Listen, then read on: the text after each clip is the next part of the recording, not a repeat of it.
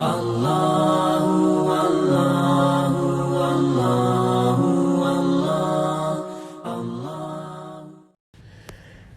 اللہ والصلاة والسلام علی رسولہ الکریم۔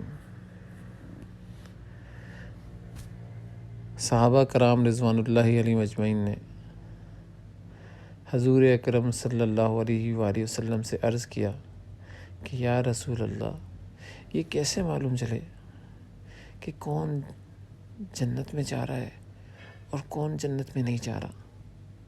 تو حضور اکرم صلی اللہ علیہ وسلم نے ایک پیرامیٹر بتایا صحابہ کرام کو،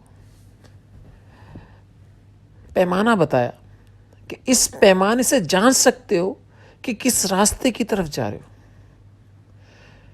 اور حضور اکرم صلی اللہ علیہ وآلہ وسلم نے فرمایا کل میسر لما خلق لہ،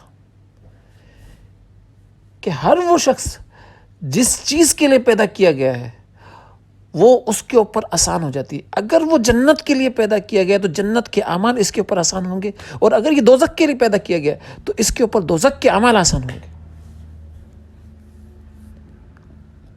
لہٰذا ہر شخص اس پیمانے کے اندر اپنے اعمال کو تولے، محاسبہ کرے، بیٹھے اور بیٹھنے کے بعد سوچے کہ وہ جنت والے اعمال کے اندر لگا ہوا ہے اور آسانی کے ساتھ کر لیتا ہے۔ اس کا نماز روزے کے اندر، تلاوت کے اندر اور بزرگان دین کی محفل کے اندر جا کر دل لگتا ہے نہیں لگتا؟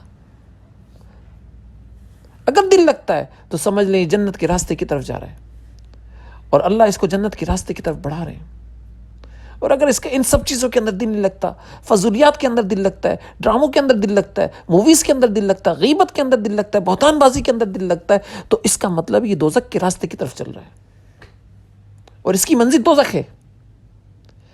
لہذا پیارے سالکین حضرات، عاشقین حضرات، میری مائیں، میری بہنیں، میری بیٹیاں، اپنا محاسبہ کریں کس راستے کی طرف جا رہے ہیں، جنت کی راستے کی طرف یا دوزخ کے راستے کی طرف۔ اگر دوزخ کے راستے کی طرف جا رہے ہیں تو توبہ کر کے فوراً واپس ہوں اور جنت کے راستے کی طرف گامزن ہو جائیں، اللہ کی بارگاہ کے اندر حاضر ہو جائیں اور اللہ کی بارگاہ کے اندر حاضر ہو کر جنت والا راستہ اللہ سے مانگ لیں۔ اللہ تعالیٰ عمل کریں۔